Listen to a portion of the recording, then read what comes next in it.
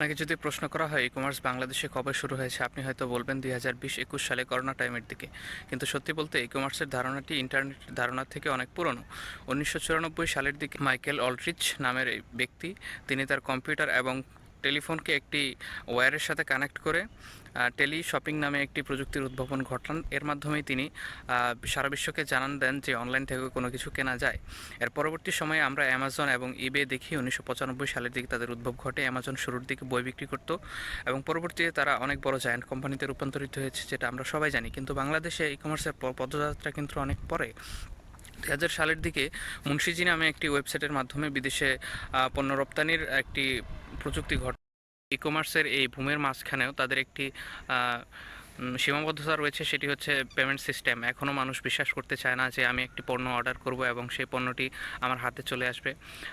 মানুষ cash on ডেলিভারিতে বেশি আশ্বস্ত ফিল করে। এই সমস্যাটির যদি সমাধান হয়, ভবিষ্যতে আমরা ই কমার্সের বুম আরও দেখতে পাবো বলে